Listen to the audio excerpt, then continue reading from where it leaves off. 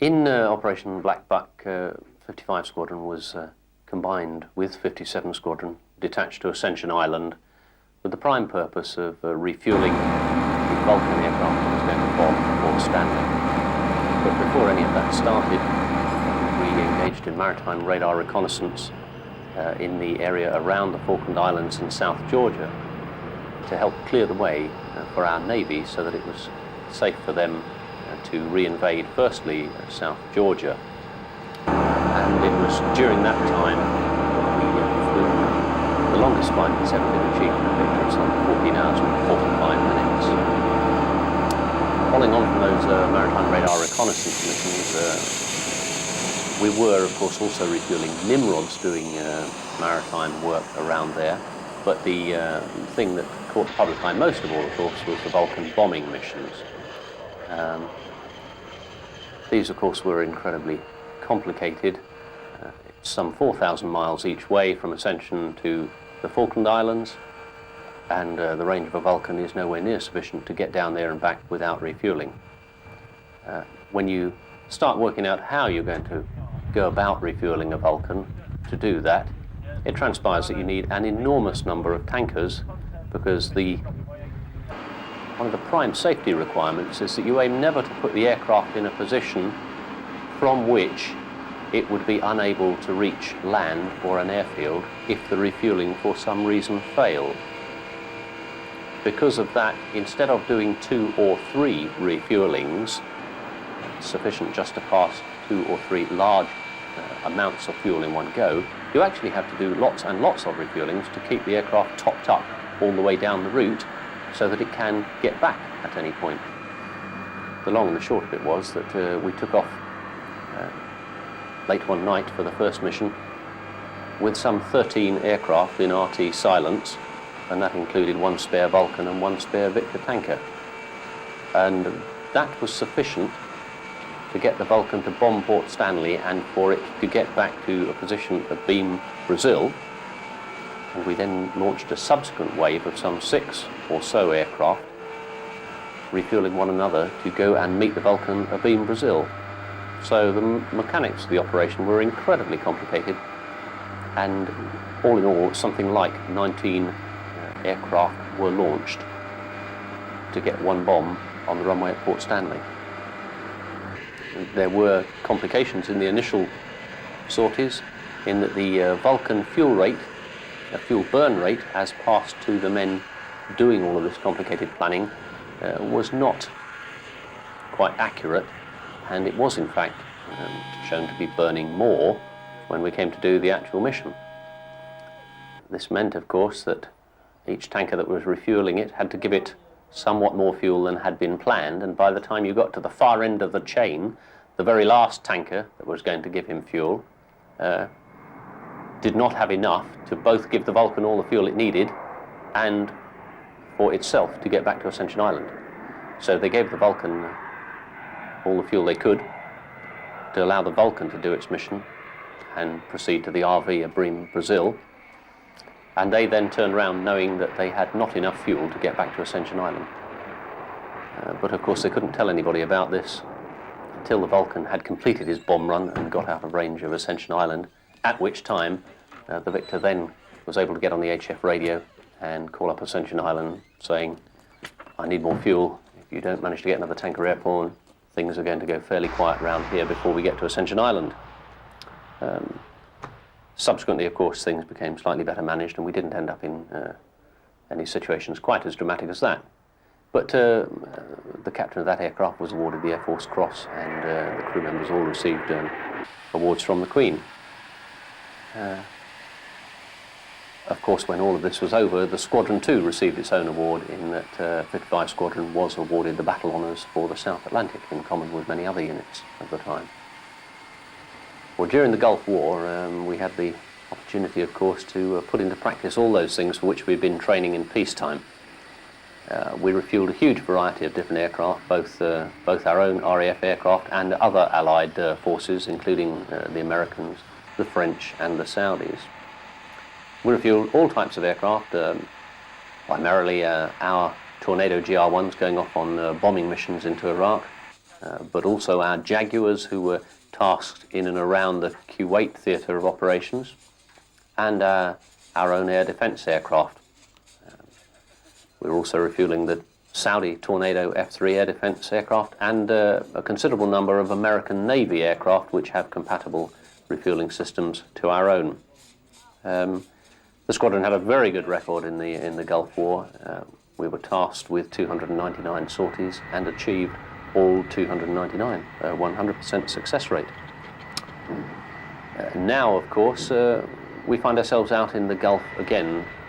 The Tornado GR-1s are tasked on reconnaissance missions into southern Iraq on a more or less daily basis, and 55 Squadron is based in Bahrain, where we're flying out of Bahrain in support of those Tornadoes, again on a daily basis.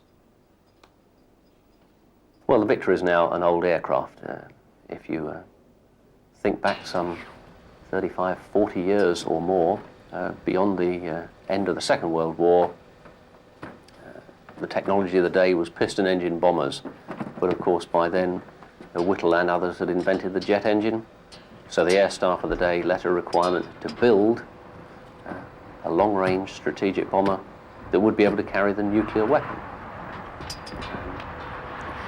Cash perhaps wasn't quite so tight in those days, so following the requirement being put out to the several aircraft companies then in operation in UK, we actually decided to build 3 V-bombers, the Valiant, the Vulcan and the Viktor, and they all came into service in the late 50s. As time went by, of course, the strategic nuclear deterrent role was handed over to the Royal Navy, so we no longer needed our V-bombers to drop the blue steel in that kind of strategic nuclear role. They moved into low-level bombing and to conventional bombing, although they still had a nuclear role, and were variously converted into tankers. In fact, all 3 types at some stage or another became tankers.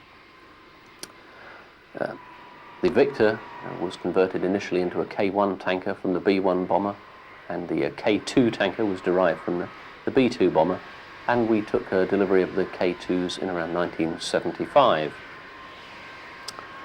So why is it going back out of service, to answer your question? Well, it's old, it's expensive to maintain, it's old technology. It's almost impossible to get some of the spare parts now. And of course, I suppose primarily because it's run out of fatigue. When you design an aircraft, a military aircraft, most of them have a finite life, and that life is equated to 100 fatigue indexes. So you start out when your airplane is delivered and it's going to fly for several thousand hours, however many thousand hours, and you will along the way consume fatigue.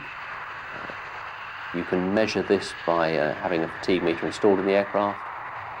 It's related to several factors: the weight at which you took off, how turbulent was it today, how fast did you go, what exactly did you do with the aircraft while you flew it. The end result of it is that you will be able to calculate that you used so much fatigue, which you can knock off however many fatigue indexes you started that trip with. The Viktor now, of course, has used all of the 100 it was designed with, and during the course of its life, the fatigue life has been extended to 128, or now 130 FI, the abbreviation for fatigue index. All of our aircraft now are in the near the end of that figure, so it would be prohibitively expensive to keep them running because all sorts of inspections and additional work, major work, would need to be done on the airframe. So the long and the short of it is there are very few flying hours left. It's perhaps a surprising tribute to the soundness of the original design that we are still flying the aircraft at all in 1993. Certainly nobody ever envisaged that it would be flying in 1993 when the first flight took place in 1954. And here we stand as the squadron operating the last V-bomber of them all. The Viktor outlived both the Valiant and the Vulcan. But although a sentimental topic for some, This is the way that all aircraft go. It has a proud history, as does the squadron, and we can look back on it all with a degree of pride and perhaps a certain amount of nostalgia.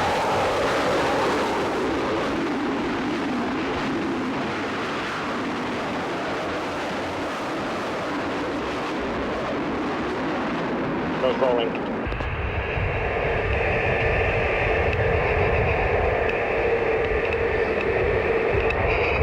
Okay, engine's good, both ASIs are indicating.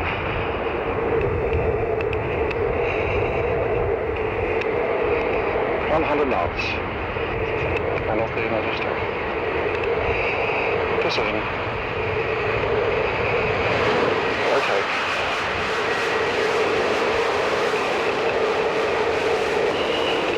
Selected. So you're ready for travel? Talk to 00150. Starting at the left hand side then, we've got the IFF interrogator, which will give us an air-to-air range of us from another aircraft, providing we know what identification squawk it's wearing. Select the squawk mode over here, and that's your squawk itself there, and we get a split range anywhere between 0 and 100 miles. It'll also give us some indication of whether it's in front or behind, and whether it's slightly left or slightly right of the aircraft nose.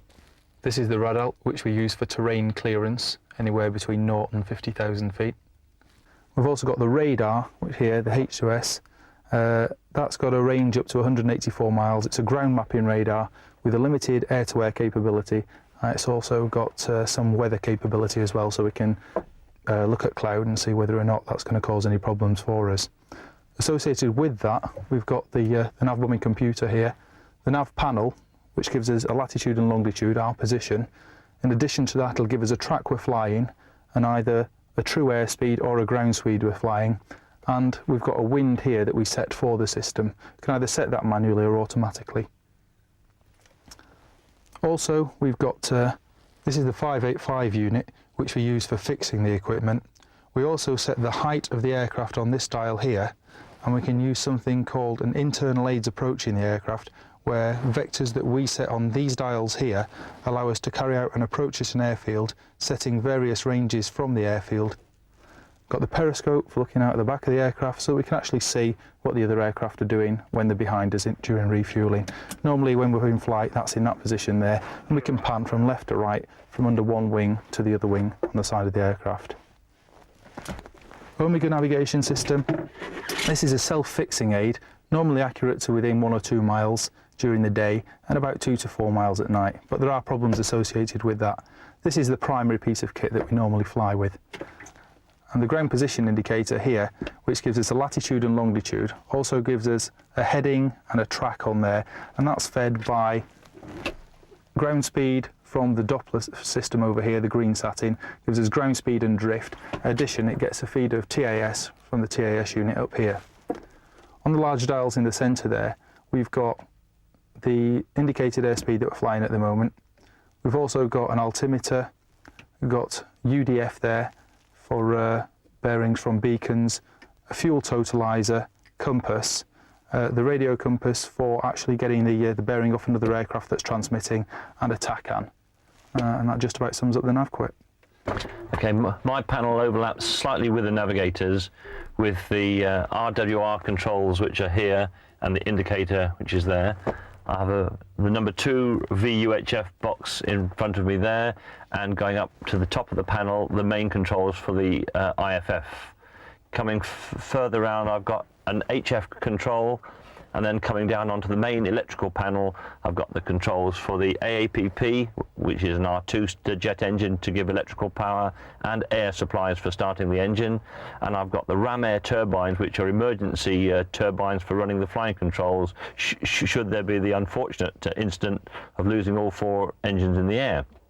Onto the main electrical panel then, there are 4 engine-driven generators coming down to the 28 volts at the bottom, split port and starboard. Coming over onto the other side, there's the special feeder indicators there, and the intercom switches, and the main DC fuse panel down here. Special feeder switches, which are the isolation switches for the aeroplane, are down here. And then we come to the refueling equipment. This is the pounds gone indicators over here, and on the left here are the two pod control switches, and above those the main hose drum unit for refueling large aircraft. My job as captain of the aircraft is to use the experience and knowledge of the other crew members and coordinate their efforts to ensure the safe and efficient operation of the aircraft on any sorties we're tasked to. In addition, I'll share the flying duties and monitoring of the aircraft instruments and systems with the co-pilot. Once I'm strapped in, I'll be checking my side of the instrument panel and also the fuel tray, which we've got here. And then when the rest of the crew have also completed their pre-flight checks, then we'd go into starting the engines. There's a crew chief outside who would monitor the engines and look for signs of fire. And they've got other crews out there who would put the fire out. There's a fire extinguisher out there. During a flight, there's a non-flying pilot and a flying pilot. That can be either captain or the co-pilot. The flying pilot would be the person who controls receiving aircraft and actually has the hands-on flying of the aircraft. He'll take it off, land, etc. The non-flying pilot would monitor the engine instruments and also work the fuel tray, which we have here, which is quite complicated, but it's okay once you get to know it.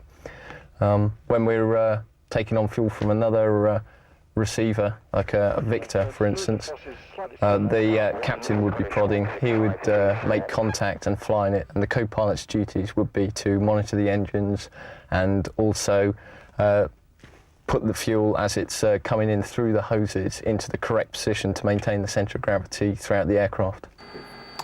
Well, basically our prime role is depending on where the aircraft is. If we're due to land away somewhere, then we'll fly with the aircraft away from base and assume the engineering authority while we're away.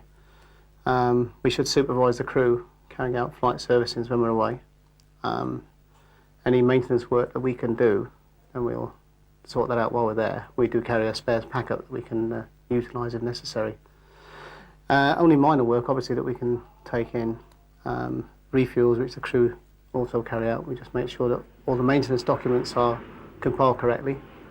And basically, while we're away, that's our prime purpose. Back home, we're looking after most of the paperwork regarding the aircraft, Form 700, various maintenance documents, forecast of spares and items that are due for replacement in the near future. And we have to do various checks on the aircraft before the crew take it and after we've seen the aircraft in. After the aircraft has been serviced by the boys after flight, before flight servicing has been carried out, we have to complete a set of crew chief checks before the crew arrive to take the aircraft flying. Basically, it's a double check to make sure that all panels are refitted, bungs and blanks are removed, pressures are correct. We start with an external walk-round check, going through all the points on the aircraft where bungs and blanks are fitted, and checking any pressure gauges that are immediately apparent without undoing any panels to disrupt anybody else's servicing.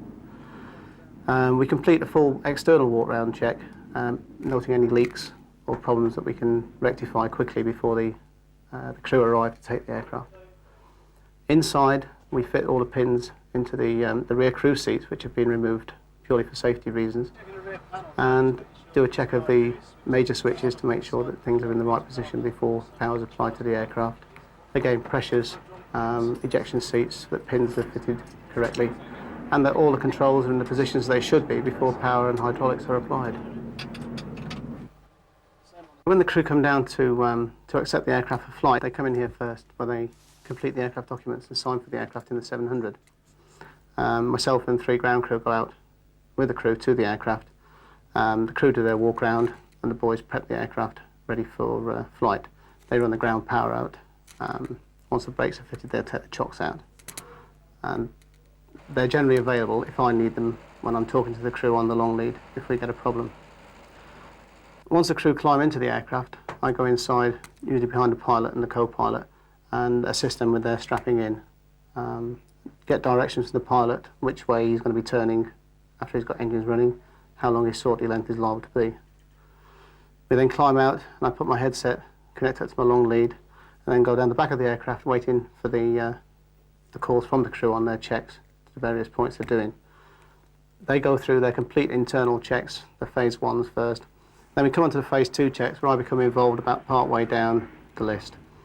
The first time that we are involved is where they switch on the PFCUs. They switch on odd PFCU motors first. There's a double motor to each PFCU, so they check half of them first time to make sure that the controls move individually. So on the Victor, we've got the rudder will go first, port and starboard neutral, elevators the same, and there's a check while we make sure the ailerons are clear. Then we check the ailerons, port up, starboard down, etc. And they change, PFCU switch off and switch the odd motors on, and then we go through the same routine again, checking the rudder, the elevators, and finally the ailerons. Once that's completed, they will operate the air brakes. The hydraulic pumps are switched on now in either emergency or normal, but it's switched on in a certain set procedure so that the hydraulic pumps, both pumps are checked in normal and emergency for all different operations. For example, the air brakes are operated one way, then they're closed halfway, then fully closed. Then we go on to the flaps, which are all hydraulically operated. Flaps selected to take off, fully down, back to take off. At the same time, we check the AAPP scoop is operable, fully open and fully closed. After the AAP scoop is checked and fully open, I move around to the other side of the aircraft. As I'm walking towards the front now, the AEO will ask me if the pods are in the correct positions with the hose-in light showing and the lights are operating correctly. I confirm that, and then the ladder is removed and the door is closed from the inside. The crew will call door closed, stops a butt, and my response on the outside is door closed, handle flush. I walk to the front of the aircraft now, and I find that we're now about ready for engine starts. The crew will ask for pitot heater check, at which point the two guys will go out and just feel the ends of the pitot heads to make sure that the heaters are actually working. And then we're up to AAPP start. Initiated by the AEO from the rear position in the aircraft. He was selected to start. The AAPP runs up, and then is selected to elect. Once the AAPP is fully running, and we're ready for full engine starts.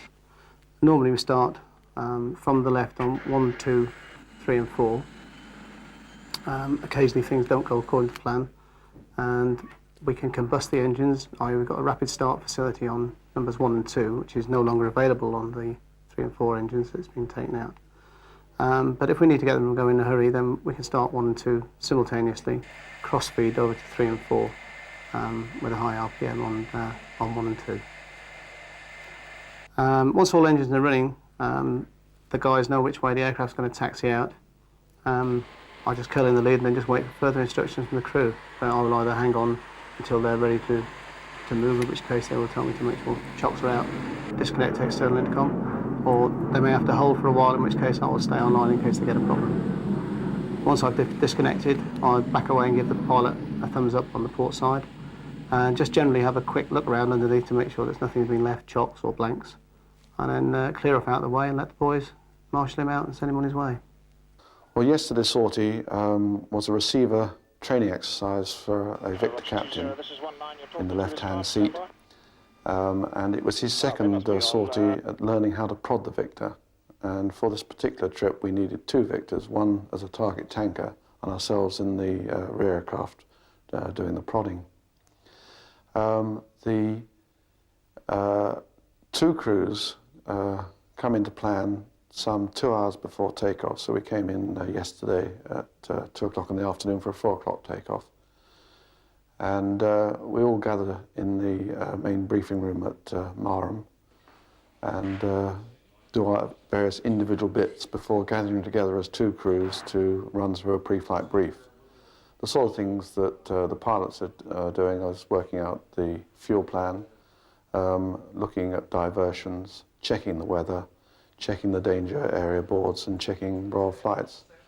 The navigators dealing with the navigational aspects of the sortie, obviously, and the AOs dealing with the communication side of things. After about half an hour's planning, the 2 crews get together and have their pre-flight brief covering all aspects of the sortie. And in particular on a sortie like this, the snake climb is briefed. Now this is a type of climb where one Victor gets on the runway and takes off 1 minute ahead of the second Victor, which enables the two Victors to get to the top of climb in somewhere in the same part of the sky, so that we can join up fairly quickly thereafter and get on with the training exercise. After we've done our planning, we normally go and get changed, have a quick bite to eat, and then out to the aircraft. The weather yesterday was very good, for both in the circuit and at altitude for the exercise, so we didn't have much of a problem at all with high-level cloud. We climbed up to 24,000 feet. That's the lead tanker that climbed to 24,000 feet, and the number 2 tanker, with ourselves on board, climbed to 23,000 feet until we were in good visual contact with the other aircraft.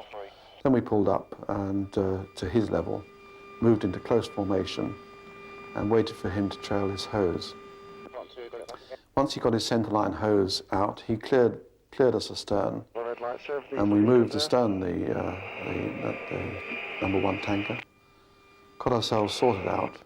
I then took control and demonstrated a couple of approaches to contact and contact on the tanker.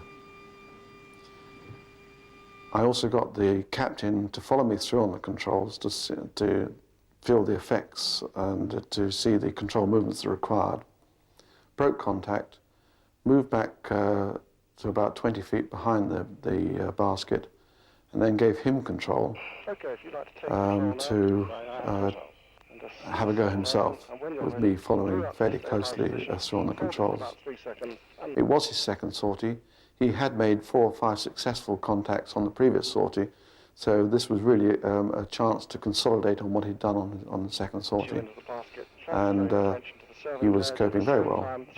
It was generally smooth approaches and smooth contacts, and all very nice and safe and tidy. Throughout the receiver training, he made about 14 good contacts, and that took about an hour of flying time.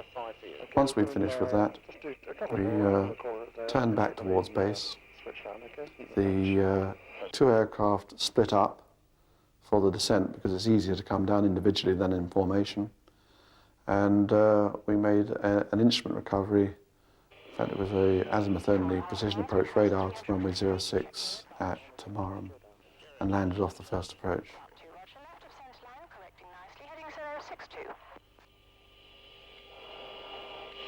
4 miles, 1,200 feet, Spartan 2, land stream. Spartan 2, clear to land, 1 in. 10 left 3 degrees, heading 0, question 2 degrees, heading 060. 3.5 miles, 1,050 feet.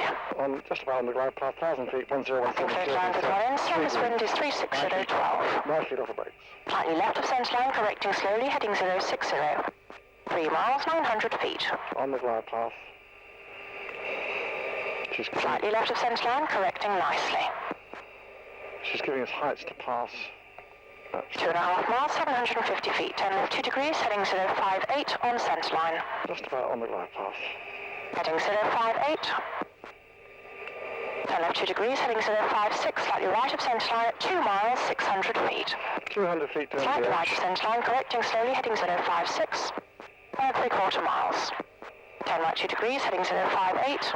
Okay, and On then centre line, 1.5 miles, 450 feet, approaching missed approach point. first part looks up and takes the approach. 1.25 miles, slightly right of centre line, correcting slowly, heading 058. 1 mile, 300 feet, passing missed approach points. 10 left 2 degrees, slightly right of centre line, 3/4 of a mile. Just a little bit high.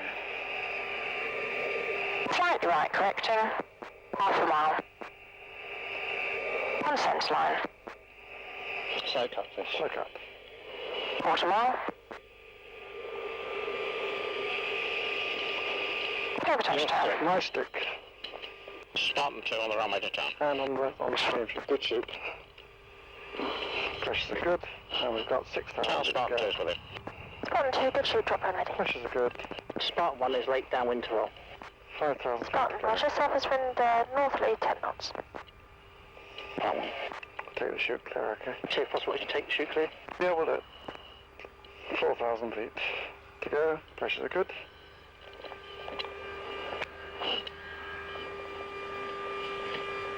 You're already up front. Marty. And Spartan 2 is on the runway from it. Roger. 3,000 feet. A little bit power on the imports now to keep the chute supplied as we go around the corner. Okay, we're clearing next left. Understood. Spartan 1 is finals with a gear down. Spartan 1, continue. Still no Spartan 1 on the left. Understood. Oh, we won't get it now, so I'll fix that up. So if you keep the imports up about 70, that'll keep the chute deployed. You've got the... Just keep it full so it doesn't bang around a little. Can't do runway for gate. Spartan 1, clear to roll. 88, straight ship rolling. Sorry, rolling. Fly 2, visual join. 2 mile down, join runway 24, QFE 1015, 1 arm departing. 1015, copy join. Follow me through. It was 100 knots. You have control.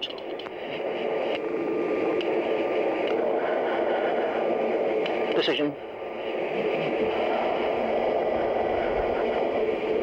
Rotate. Tiger 48 is airborne, still 15. Selected. Travels. Ready for cruise power? Yep, cruise power. Approach Quebec 1 Tango 48 is airborne, standby checks. Quebec 1 Tango 48, Georgia, identified red advisory. 48. Cruise power. Gear up, speed switch. Yep, speed switch. Selected.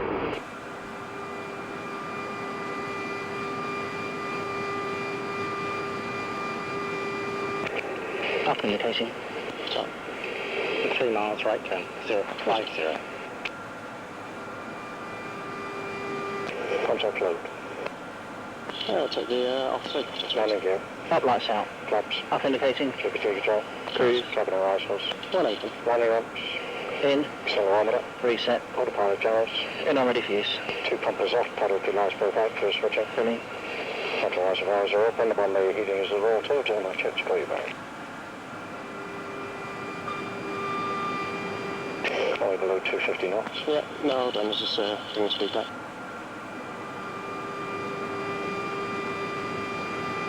$10.13 around, please. Reactive. Speed's good.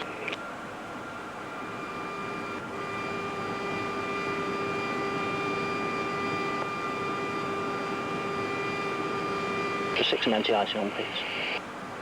48 tomorrow, climb initially, flight level 100, you have traffic northwest, 10 miles heading east, not below 110. Fly 100, 4. Copy.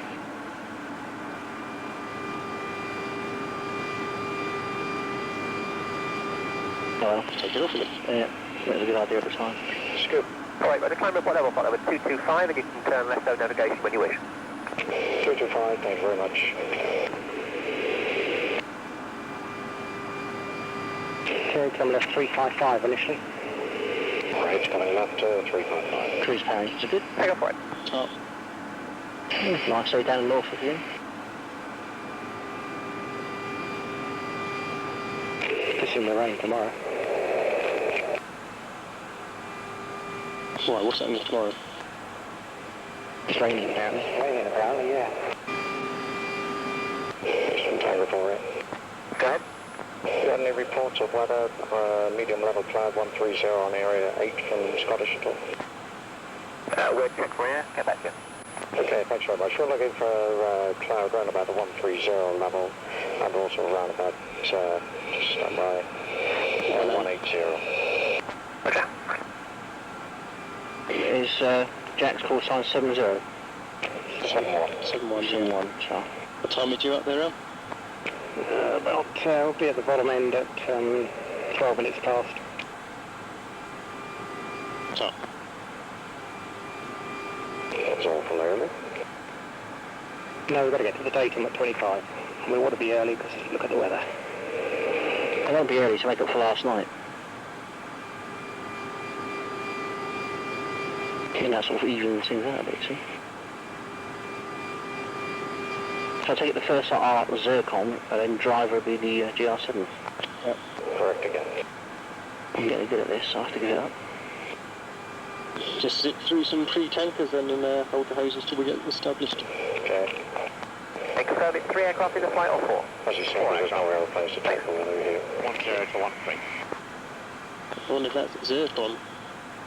Well, there, Maxwell's Mike Charlie 6. So we're going the other way, aren't they? Are they? Are they coming out of Mike Charlie 6? I thought our boys were going to go up to Scotland and come back to us before going back to Germany. Yeah. Who knows? Who knows?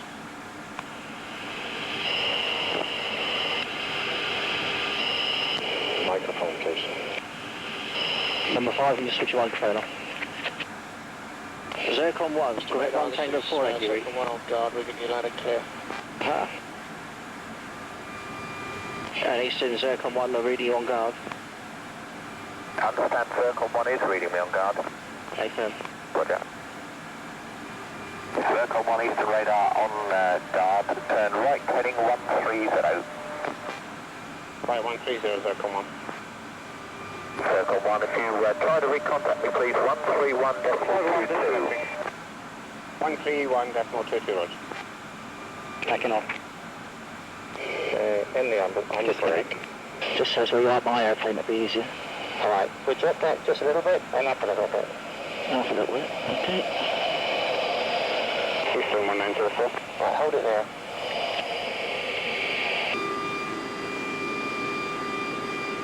How far east did we go with that GR1 then? You went, let's have a look. You went to about Correct 1 Tango 483 and no bootleggers at the moment. Roger, we'll give it another 10 minutes and then we'll RTB if nothing is found. Roger.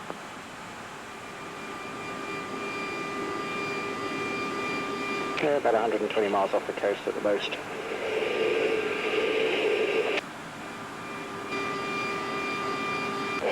Eastern Tango 48 is leveling 200. Tango 48. Tango 48 is now picked right below, we'll take it information.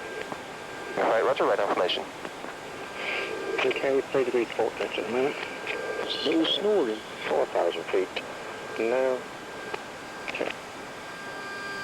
We'll sort of turn onto the centre line now. There's a weather here. 2 to go. No.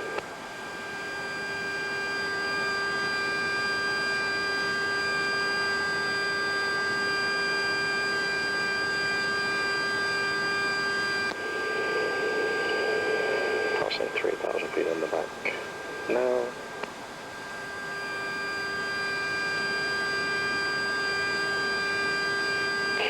One's there. No.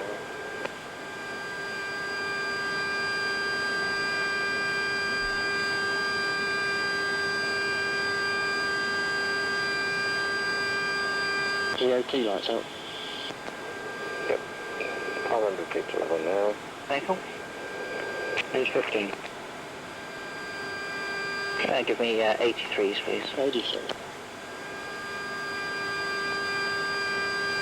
1 degree starboard left.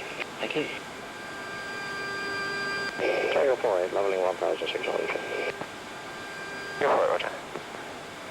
Okay, as part of the continuing drill then, I'll go to select the flap. Okay, We select it. Nothing happens. Hey, no. Alright. This is part of the practice. Yeah. In that case, the pump is off. Your next selection will be, I will select the pump to normal, you will select emergency. You tell me to switch the pump on, and then select.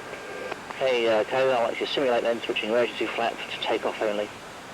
Roger, simulated switching to just warm it up a bit to get rid of this bloody mist as well. Okay, switching now, pump on please. Okay, pump is now on. Nothing happening. Up 2 please. 85. Pump is off. I will also check the circuit breakers, there's nothing Up happening 3. on the emergency. 88. Down 2. Okay, so it looks like we've got no flap. The flapper's approach pattern is 172. Circuit breakers are checked behind you and they are made. Thank you. Indicating a massive hydraulic leak somewhere. Range 11. Down one, please. 85. Okay, we'll terminate the drill there. I think we've achieved what we need to. Okay, both pumps going back on. Both idling. Thanks. Right, Al, can you give me heights I should be going through on a 2.5 degree glide path? Yeah, okay. We'll do a localizer only approach. Good visual there. Checks complete. We'll take the checks as well, please. Alright, 2 minutes. Roger, the plunge, perfect normal landing gear. Down 2 guns. Flaps. Up indicator. Tomorrow to then, contact talk down, stop 13. Stop 13, thank you. Okay, oil pressures. Sorry? Normal. Fuel state. 32. Landing lamps. Land. JPT control. Take off. Scoopers open, Saturn will go off. And yeah, that's checks complete. Talk down, this is Quebec 1 Tango 48 with you. 1 Tango 48, man, talk down, identified, read back QFE set. 1013. 1013 is set. 48, new QFE 1012, report glide path descending, gear down. Up to 87. Roger, 1012 is set. 90.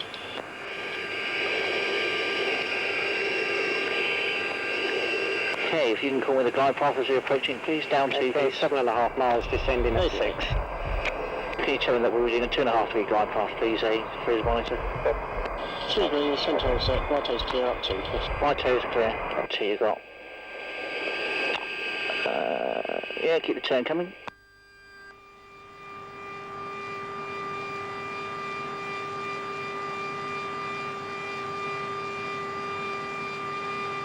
Off a further 2. You got about 88s across there. You got the runway? Yep. Keep it coming.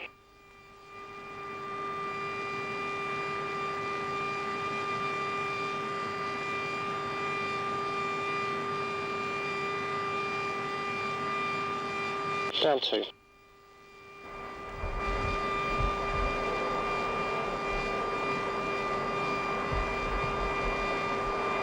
Count 5. 78. Slow cut. Slow cut.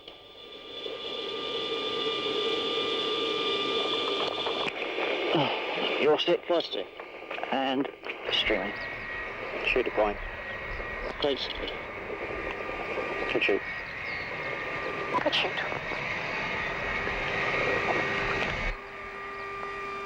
5 to go.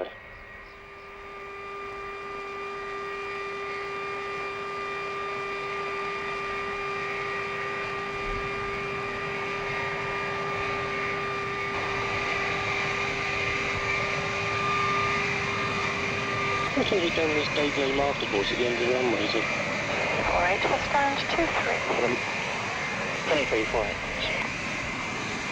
Or they just recovered them so they're dry. Certainly Tango 48. Put a muzzle something else, right? Taxiing in for 23. Okay, transport should be up there. Touch is good.